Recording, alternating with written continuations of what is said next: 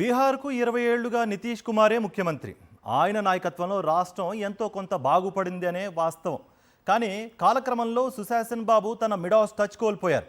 కొన్నేళ్లుగా నితీష్ వ్యవహారం, రాజకీయం అన్ని చర్చనీయాంశంగానే మారుతున్నాయి. దీంతో బీహారీల సమస్యలు అపరిష్కృతంగానే మిగిలిపోతున్నాయి. ఎన్నికలు వచ్చిన ప్రతిసారి తెరపైకి వస్తూనే ఉన్నాయి. బీహార్ అసెంబ్లీ ఎన్నికల పోలింగ్ తేదీలు సమీపిస్తున్నాయి. అధికార విపక్షాలు ప్రచార జోరు పెంచాయి. రాష్ట్రానికి అది చేస్తాం ఇది చేస్తాం అంటూ నేతల హామీల వర్షం కురిపిస్తున్నారు.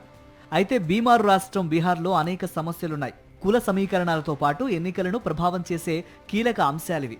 నిరుద్యోగం, వలసలు, ఎస్ఐఆర్, ప్రత్యేక హోదా, కుల గణన, శాంతి భద్రతల వంటి అంశాలే ఓటర్ల ఆలోచనని నిర్దేశిస్తాయని విశ్లేషకులు అంచనా వేస్తున్నారు. వలసలు, నిరుద్యోగం బీహార్లో కీలక సమస్యలుగా ఉన్నాయి. ఇతర రాష్ట్రాలకు వలస వెళ్లిన బీహారీలు తమ స్వరాష్ట్రంలో పిల్లలకు నాణ్యమైన విద్యను అందించలేకపోయామని, ఒకవేళ చదువుకున్నా ఉద్యోగ అవకాశాలు లేకపోవటం తీవ్రమైన సమస్య అని చెబుతున్నారు. Periodic labour force survey data ప్రకారం 2017-18లో బీహార్లో నిరుద్యోగిత రేటు 7% ఉంది.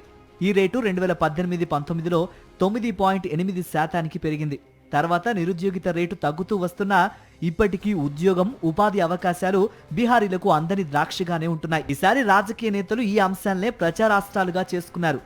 పలాయన్ రోకో నౌకరీ దో నినాదంతో నితీష్ ప్రభుత్వాన్ని టార్గెట్ చేశారు కాంగ్రెస్ అగ్రనేత రాహుల్ గాంధీ. మహాగఠబంధన్ అధికారంలోకి వస్తే కుటుంబానికో ప్రభుత్వ ఉద్యోగం ఉండేలా చర్యలు చేపడతామని భారీ వాగ్దానం చేశారు కూటమి సీఎం అభ్యర్థి తేజస్వి యాదవ్. అటు ఎన్డీఏ సర్కార్ రోజ్గార్ మేళాలు నిర్వహిస్తూ పెద్ద ఎత్తున నియామక పత్రాలు అందజేస్తోంది. దశాబ్దాలుగా మౌలిక సదుపాయాలు, ఆర్థిక, పారిశ్రామిక అభివృద్ధిలో బీహార్ వెనుకబడి ఉంది. రాష్ట్ర జనాభాలో దాదాపు 70% మంది వ్యవసాయంపై ఆధారపడి జీవిస్తున్నారు. గ్రామీణ ప్రాంతాల్లో సాగునీరు, సరసమైన పంట ధరలు, పంట బీమా, మార్కెట్లకు ప్రాప్యత వంటి అంశాలు రైతుల సమస్యలపై ఆధిపత్యం చెలాయిస్తున్నాయి. ఈ పరిస్థితిని అధిగమించడానికి పారిశ్రామిక ప్రగతి కోసం బీహార్కు ప్రత్యేక హోదా ఇవ్వాలనే డిమాండ్ ఎన్నో ఏళ్లుగా ఉంది. అయితే ఈసారి అధికార కూటమిలో ఉన్న నితీష్ కుమార్ ఈ అంశాన్ని ఎక్కడా ప్రస్తావించడం లేదు. స్పెషల్ స్టేటస్ మాటెత్తకుండానే అభివృద్ధి మంత్రం జపిస్తున్నారు. కులగణన, రిజర్వేషన్లు, ఓటర్ జాబితా సమగ్ర సవరణ, శాంతి భద్రతలు, సంక్షేమ పథకాలు కూడా బీహార్ ఎన్నికల్లో కీలక అంశాలుగా మారాయి.